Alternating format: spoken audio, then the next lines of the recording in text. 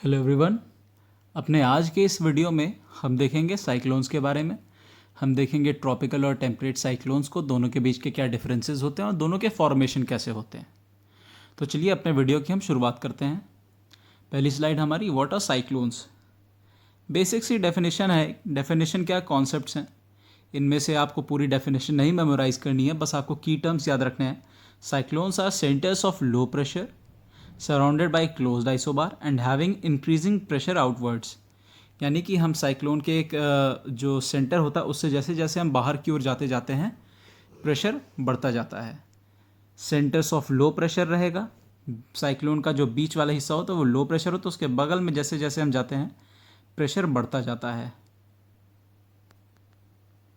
ये comparatively high pressure होता है, ज़रूरी नहीं है ये हाई प्रेशर ही होगा।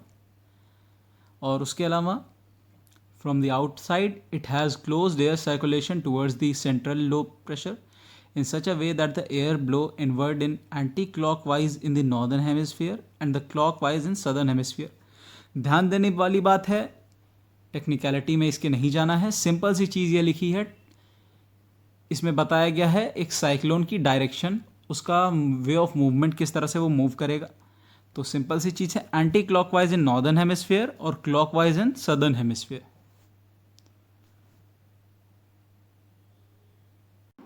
तो चलिए अब हम देखते हैं clockwise and anti clockwise movement of cyclones को। बेसिकली साइक्लोन होता क्या है, एक सेंटर ऑफ लो प्रेशर होता है जहाँ पर हाई प्रेशर की तरफ से आने वाली हवाएं आकर के मिलती हैं, कन्वर्ज करके ऊपर राइज करती हैं। अब हम सभी जानते हैं लो प्रेशर पर हीटिंग होती है जिसकी वजह से एयर ऊपर की ओर राइज करती है हल्की होकर के। अब इस एयर के राइज करने की वजह से इस रीजन में एक वॉइड क्रिएट हो जाता है, जिस वॉइड को भरने के लिए हाई प्रेशर से हवाएं रश करती हैं। अब होता क्या है साइक्लोन में, कुछ इसको फिर एक दूसरे डायग्राम से देखते हैं। ये रहा हमारा लो प्रेशर और ये रहा हमारा हाई प्रेशर। अब नॉर्दर्न हेमिस्फीयर की मैं बात कर रहा हूँ। इवेंचुअली हवाओं को ऐसा जाना चाहिए था, जनरली हवाएं ऐसे जाती, सीधे जाती हाई प्रेशर से लो प्रेशर की ओर। बट सिंस नॉर्दर्न हेमिस्फीयर में एक फोर्स एक्ट करता है, नॉर्दर्न हेमिस्फीयर क्या पूरी अर्थ पर ही एक फोर्स एक्ट करता है, कोरियोलिस। तो होगा क्या, कोरियोलिस नॉर्दर्न हेमिस्फीयर में हवा को अपने से राइट में डिफ्लेक्ट करता है। तो इवेंचुअली हवा को ऐसे जाना था तो वो थोड़ा सा राइट कर्व लेते, राइट की ओर डिफ्लेक्ट होते हुए जाएगी। फिर ऐसे ही वो राइट की ओर डिफ्लेक्शन लेते हुए हवा इवेंचुअली जो है लो प्रेशर पर पहुंचेगी। हवा को जाना ऐसे था बट वो ऐसे एक डिफ्लेक्टेड पाथ लेते हुए जाएगी। अब ये जो डिफ्लेक्टेड पाथ बन रहा है, ये बन रहा है एंटी क्लॉकवाइज पाथ बन रहा है ये। सेम अगर हम सदर्न हेमिस्फीयर की बात करें तो हमारा ये रहा लो प्रेशर, ये रहा हाई प्रेशर। हवाओं को जाना तो ऐसे था बट सिंस कोरियोलिस यहाँ पे हवाओं को अपने से लेफ़्ट में घुमाएगा, इसलिए हवाएं कुछ ऐसा पाथ लेते हुए जाएंगी। वो कैसा भी सर्कुलर पाथ या कैसा भी हो सकता है, ये जस्ट एक जनरलाइज दिखाने का तरीका था कि हवाएं यहाँ पर एक क्लॉकवाइज पाथ फॉलो कर रही हैं। ये मैं सदर्न हेमिस्फीयर की बात कर रहा हूँ। तो नॉर्दर्न हेमिस्फीयर में चाहे वो टेम्परेट साइक्लोन हो चाहे ट्रॉपिकल साइक्लोन हो, डायरेक्शन जो होगा एंटी क्लॉकवाइज होगा और सदर्न में क्लॉकवाइज होगा। इसको याद रखने का एक ऐसा तरीका आप मान लीजिए, आपने एन बनाया, इसको थोड़ा सा ऐसे एक्सटेंड कर दीजिए, this would be anti clockwise. और सदर्न का एस बनाया आपने, इसको ऐसे बना दीजिए, दैट वुड बी क्लॉकवाइज। तो इससे याद रखना आसान होगा।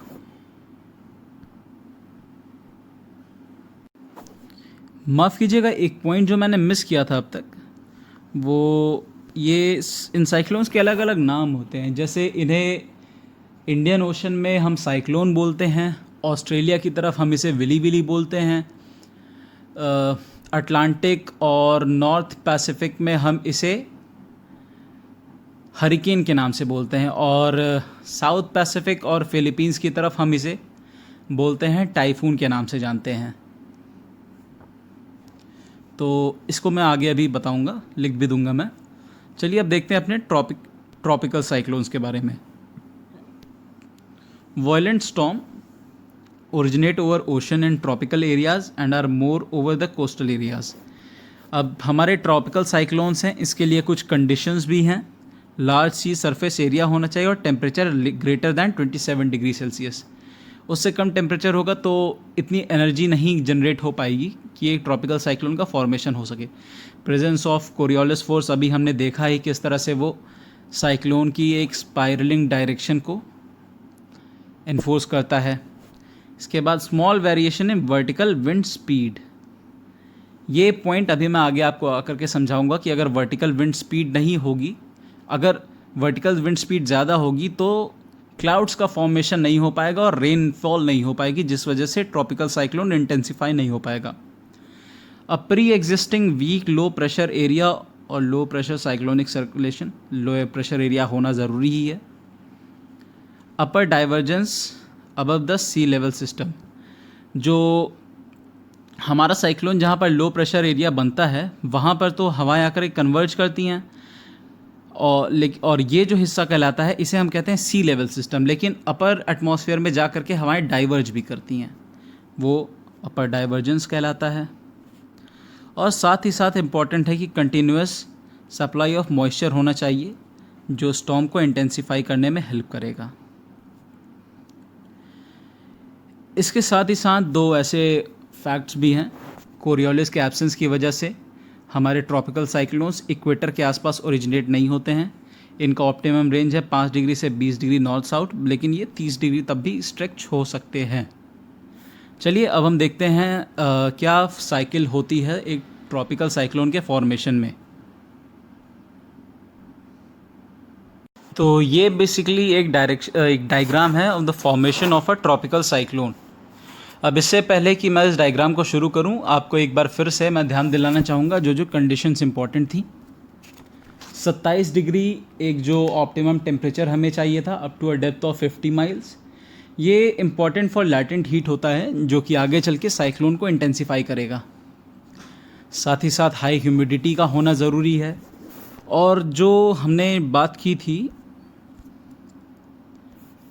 Small variation in vertical wind speed, यही है कि डिफरेंस बिटवीन सरफेस विंड और upper atmospheric wind should not be very high और एल्स जो फॉर्मेशन ऑफ क्लाउड्स होगा वो नहीं हो पाएगा। साथ ही साथ जेट स्ट्रीम्स का प्रेजेंस नहीं होना चाहिए और area of cyclone should be the area of ITCZ intertropical conversion zone, ये होना चाहिए। यहाँ पर हमें एक अच्छा लो प्रेशर मिलता है। तो चलिए अब हम देखते हैं किस तरह से ये साइक्लोन का फॉर्मेशन होता है। तो सबसे पहले तो फॉर्मेशन होता है एक लो प्रेशर का। सबसे पहले फॉर्मेशन होता है एक लो प्रेशर का। यहाँ पर हमारा बना एक लो प्रेशर।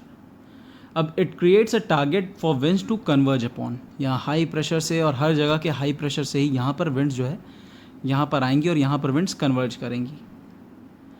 अब जब यहाँ पर विंड्स कन्वर्ज कर रही हैं तो लो प्रेशर की हीट की वजह से वो राइज़ करेंगी ऊपर की ओर एंड साथ ही साथ they pick up moisture also.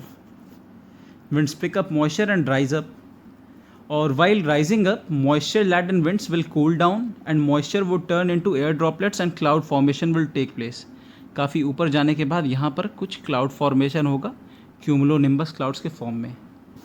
साथ ही साथ water vapour and water droplets में कन्वर्ट होता रहता है जिससे काफ़ी सारा हीट जनरेट होती है और ये क्लाउड्स और इंटेंसिफाई हो जाते हैं। इसके कुछ टाइम बाद जो है ये हमारा क्लाउड फॉर्मेशन हो चुका है। आफ्टर फॉर्मेशन ऑफ क्लाउड्स जो विंड्स ऊपर राइज हुई थी they would now diverge. These winds would now diverge और आगे जाकर के कहीं सबसाइड करेंगी और फिर से एक ये साइकिल बन जाएगी। ये जो साइकिल आप देख रहे हैं ये फिर से एक साइकिल, फिर से ये विंड्स आकर के यहीं पे राइज करेंगे और this would form a cycle. अब लैटेंट हीट लो प्रेशर को बढ़ाती जाएगी, क्लाउड फॉर्मेशन बढ़ता जाएगा और cyclone would intensify and trade winds को इन्फ्लुएंस में आकर it would start moving. So this basically is a cycle of cyclone. अब इसमें जो स्पायरलिंग होती है ये इसमें दरअसल होता क्या है जैसे जैसे ये विंड्स मूव करती हैं दे फॉर्म अ स्पाइरल। इसका रीज़न अब हम देखते हैं। आई होप सो कि आप सभी को ये डायग्राम अब तक समझ में आ गया होगा। तो आइए अब हम देखते हैं क्या रीज़न होता है कि जो विंड होती है साइक्लोनिक विंड साइक्लोन में वो एक स्पाइरल फॉर्मेशन में हमें नज़र आती है, जैसा कि हम इस डायग्राम में भी देख सकते हैं। तो होता क्या है कि ये जो लो प्रेशर की तरफ ये जो विंड आ रही है हाई प्रेशर से, ये लो प्रेशर की हीट की वजह से it rises above. This is the low pressure, this is the high pressure. हर तरफ से विंड्स आ रही हैं यहाँ पे। हम जानते हैं विंड को इवेंचुअली हाई प्रेशर से लो प्रेशर मूव करने वाला रूल फॉलो करना ही है। लो प्रेशर पर है काफ़ी सारी हीट, जिसकी वजह से विंड यहाँ आते आते ऊपर की ओर राइज करने लगती है हीटेड अप होकर के। साथ ही साथ विंड अपना एक और पाथ मेंटेन करना चाहती है जो कि हाई प्रेशर से लो प्रेशर की ओर जाने वाला। So what it does, it follows a spiral path, जिससे ये ऊपर भी राइज कर पाती है और लो प्रेशर वाले रीजन में भी जा पाती है। तो जिसकी वजह से ये जो बनता है ये एक अंदर ये एक लो प्रेशर की बेल्ट सी बन जा, एक कॉलम सा बन जाता है लो प्रेशर का, और इसके अगल बगल विंड स्पाइरल करते हुए मूव करती है। तो ये होता है रीज़न, वो spiralling movement of wind in the tropical cyclone का। अब ये एक डायग्राम है, जितना कुछ भी हमने अब तक पढ़ा है ये डायग्राम उस चीज़ को रिप्रेजेंट कर रहा है। ये एनसीईआरटी का डायग्राम है। आई वांट कि आप सभी इसको अच्छे से देखें, एंड इसमें अगर आपको कोई भी दिक्कत नज़र आती है तो आप ज़रूर से हमें बताएं इस चीज़ को। अब साइक्लोन के बारे में 2-3 खास पॉइंट्स हैं ट्रॉपिकल साइक्लोन के बारे में, कि आई के अंदर एक काम जोन होता है। ये जो आई है इसके अंदर लो प्रेशर का एक काम जोन होता है, जो कि हम अभी देख ही चुके हैं। और eye wall is the most destructive phase. Eye wall जो होता है, ये आई के अगल बगल वाला ये जो आई वॉल होता है, ये सबसे ज़्यादा डिस्ट्रक्टिव फेज़ होता है। ये सबसे ज़्यादा डिस्ट्रक्शन कॉज करता है। तो ये था हमारा ट्रॉपिकल साइक्लोन। अब चलते हैं अपनी अगली स्लाइड पर। तो अगला हम टेम्परेट साइक्लोन शुरू करते हैं। ये यहाँ पे मैंने कुछ डिफरेंसेस लिख रखे हैं टेम्परेट और ट्रॉपिकल साइक्लोन के बीच में, जो हम बाद में आकर के देखेंगे।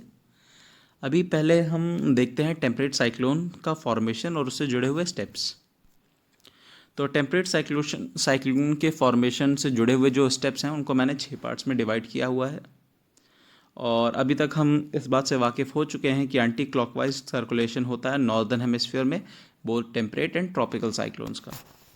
तो जो पहला स्टेप है, स्टेप 1, इसमें क्या होता है, एक पैरेलल मूवमेंट ऑफ विंड होता है। कोल्ड विंड ब्लो करती है नॉर्थ ईस्ट डायरेक्शन से, and warm moist wind blow करती है साउथ वेस्ट डायरेक्शन से। इसे हम ईस्टर्ली और इसे वेस्टर्ली बोल सकते हैं। तो होता क्या है, यहाँ पर इन विंड्स का इंटरेक्शन होता है और boundary between polar cell and Ferrel cell would witness the temperate cyclone. तो इनका जो इंटरेक्शन होता है इस जोन में, ये बनता है पोलर सेल और फेरल सेल के बीच का जो जोन होता है वो। तो ये पहले स्टेप में इतना हो रहा है। अब जो हमारा दूसरा स्टेप है, स्टेप 2, इसमें क्या होता है, when these winds converge at mid latitude front formation happens। तो ये विंड्स जो यहाँ पे आ रही हैं, यहाँ पर जो है ये पोलर फ्रंट बनेगा। ये जो पोलर फ्रंट थ्योरी है about the temperate cyclone formation, ये जर्किन्स ने दी थी। तो यहाँ पर जो पोलर फ्रंट बनेगा, यहाँ पर जब कोल्ड एयर मास पुश करेगा वार्म एयर फ्रंट को, तो it would lead to strong winds, decrease in temperature and increase in pressure. थोड़ा सा ज़्यादा हो गया, इसको एक पॉइंट करके देखते हैं। ये हमारा बनेगा एक कोल्ड फ्रंट हम पहले भी डिस्कस कर चुके हैं। यहाँ पर क्या होगा, there would be strong winds, decrease in temperature and increase in pressure. Step 2 है ये हमारा। इसको कुछ इस तरह का डायग्राम बनेगा, इसे मुझे मिटाना पड़ेगा। this would be the polar front, the cold front and the warm front. कुछ ऐसा वो बनता है डायग्राम, कुछ ऐसा फॉर्मेशन सर्कुलेशन बनता है। यहाँ पर होता क्या है, ये जो कोल्ड फ्रंट है ये ऐसे वार्म फ्रंट को अपलिफ्ट कर रहा होता है, एक तरफ से ऊपर की ओर ढकेल रहा होता है, और cold front will be responsible for the changes in weather. ये हमारा हो गया स्टेप 2। हमारा जो स्टेप 3 होता है, इसमें south west warm air moves under cold air and it brings cyclonic low pressure conditions. ये सर्कुलेशन फिर धीरे धीरे कुछ इस प्रकार का बन जाता है।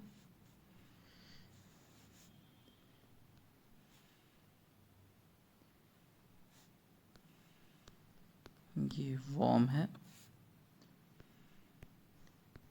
लगातार ये अपलिफ्ट होता जाता है।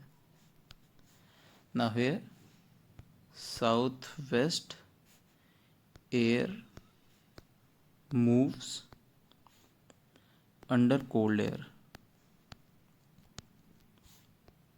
और हम सभी जानते हैं कि जब जहाँ पर वार्म एयर होगी वो लो प्रेशर को लेकर के आएगी, और लो प्रेशर का मतलब है डिस्टर्बेंस। तो ये हमारा हो गया स्टेप 3।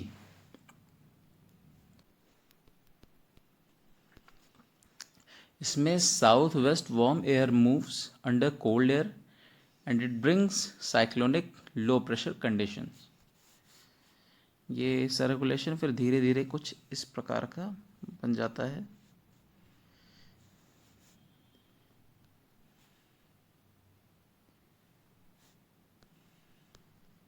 ये वार्म है, लगातार ये अपलिफ्ट होता जाता है। ना here south west air moves under cold air. और हम सभी जानते हैं कि जब जहाँ पर वार्म एयर होगी वो लो प्रेशर को लेकर के आएगी, और लो प्रेशर का मतलब है डिस्टर्बेंस। तो ये हमारा हो गया स्टेप 3।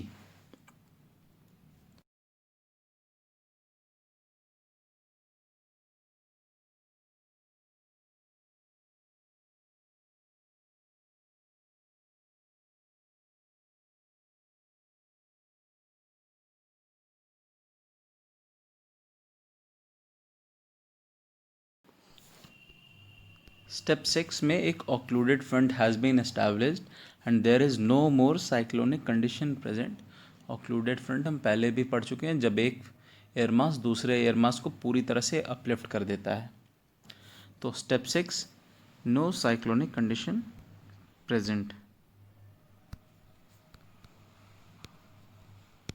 तो ये 6 स्टेप्स थे साइक्लोन से जुड़े हुए, टेम्परेट साइक्लोन से जुड़े हुए। टेम्परेट साइक्लोन की कुछ खास बात होती है कि इसका डायमीटर कभी कभी 1000 किलोमीटर तक भी फैल जाता है। इसका वर्टिकल एक्सटेंड उतना नहीं होता है जितना कि एक ट्रॉपिकल साइक्लोन का होता है। 35 से 65 डिग्री जो इसका होता है एक्सटेंशन होता है नॉर्थ एंड साउथ। और इसके जो प्रोमिनेंट रीजन्स हैं, Gulf of Mexico,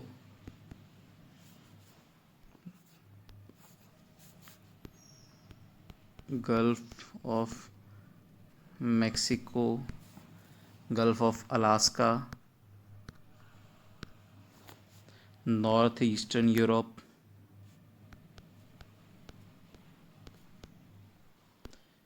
eastern Colorado reason,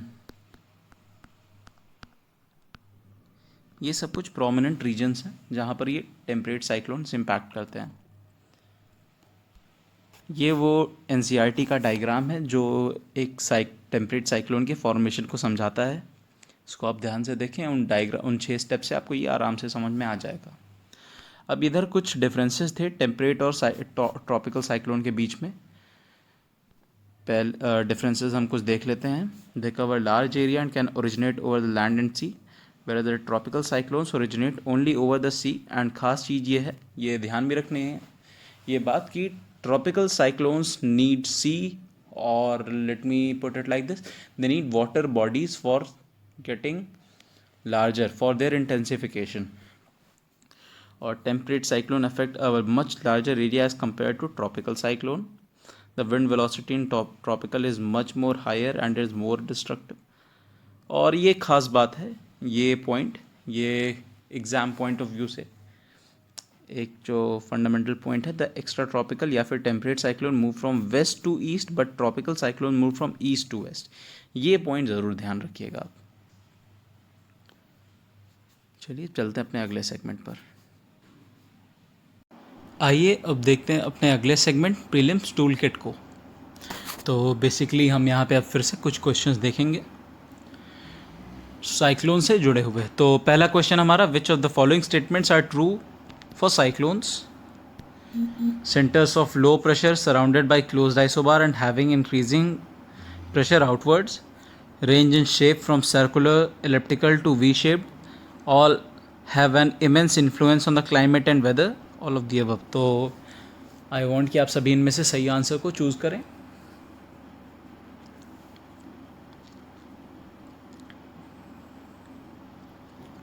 तो जनरली ये सारी चीज़ें हमने लगभग डिस्कस कर ही ली हैं, तो आई होप आप सभी का आंसर मेरे साथ आ चुका होगा and the correct answer would be D, all of the above.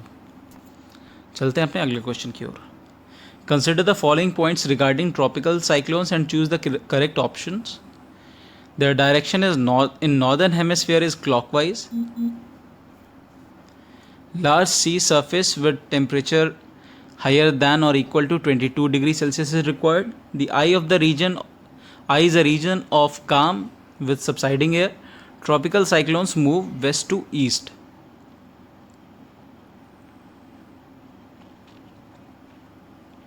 I think आप सभी के अब तक आंसर्स आ चुके होंगे. इसमें सही है ये, बाकी सब गलत हैं. नॉर्दर्न हेमिस्फीयर में जैसा कि मैंने पहले ही बताया है एंटी क्लॉकवाइज.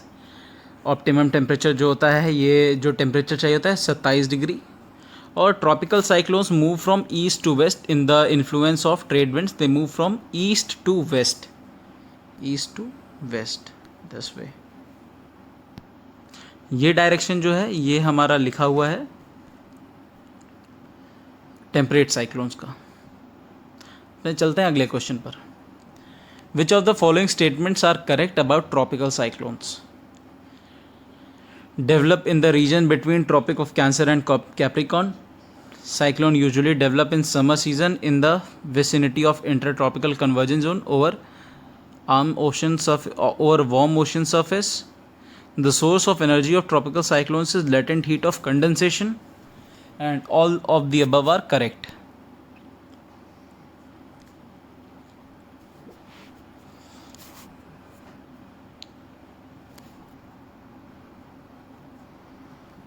आई थिंक अब तक आप सभी के आंसर्स आ चुके होंगे. ये तो हमारा बिल्कुल सही है पॉइंट, ये भी सही है. और the source of energy of tropical cyclones is the latent heat of condensation. ये भी बिल्कुल सही है, क्योंकि क्लाउड फॉर्मेशन होता है और जो वाटर ड्रॉपलेट्स जो बनती हैं, वाटर वेपर से वाटर ड्रॉपलेट्स का फॉर्मेशन जो होता है, उससे काफ़ी सारी हीट रिलीज़ होती है, काफ़ी सारी एनर्जी रिलीज़ होती है जो इंटेंसीफाई करती है ट्रॉपिकल साइक्लोन्स को. All of the above are correct. इसके बाद choose the correct statement regarding temperature inversion. Long winter nights and clear sky play an important role in temperature inversion. Prevents the fog formation over poles. It is common process throughout the year. I think अब तक आपके answers आ चुके होंगे. तो इसमें these temperature inversions they lead to fog formation, not prevent fog formation. तो इसमें statement 2 को हटा करके बाकी 1 और 3 सही है. चलिए मूव करते हैं अपने अगले सेगमेंट की ओर, ट्रेन टू मेंस में. तो ट्रेन टू मेंस में आज हमने जो आपके लिए क्वेश्चन रखा है, explain the process of formation of tropical cyclone and elaborate how cyclones of Bay of Bengal differ from that of Arabian Sea. ये थोड़ा सा हॉट टॉपिक है, क्योंकि अभी हमने कुछ हाई इंटेंसिटी साइक्लोन जैसे कि अम्फन और काफ़ी सारे, कुछ वक्त में उड़ीसा के कोस्ट पर बुलबुल और काफ़ी सारे साइक्लोन्स देखे हैं. तो आई वॉन्ट कि आप सभी इस पर जा कर के थोड़ा सा सोच विचार करें, कुछ पढ़ें, एंड काफ़ी सारा कंटेंट आपको मिल जाएगा। और ये जो डिफरेंस होता है, difference between the cyclones originating in Bay of Bengal and Arabian Sea, इस पर आप ज़रूर कुछ ना कुछ लिखें और सोचें। बाकी इस टॉपिक को हम अपने किसी वीडियो में आगे पिक करेंगे। तब तक के लिए thank you and hope to see you all soon. मिलते हैं अपने अगले वीडियो में, और कोई डाउट हमें ज़रूर बताइए।